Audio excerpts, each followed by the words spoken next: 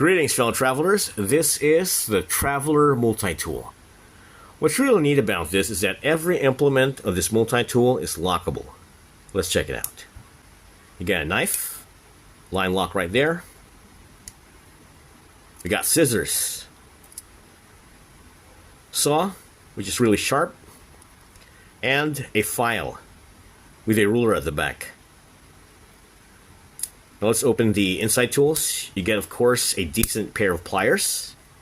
And on the side, we got a box cutter, a bottle opener with a slotted screwdriver tip, and of course a can opener with an even smaller tip.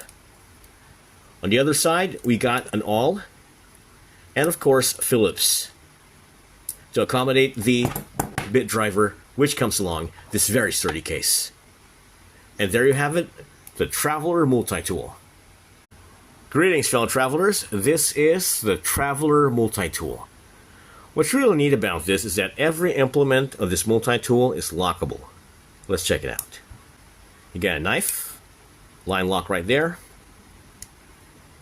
We got scissors, saw, which is really sharp, and a file with a ruler at the back. Now let's open the inside tools. You get, of course, a decent pair of pliers.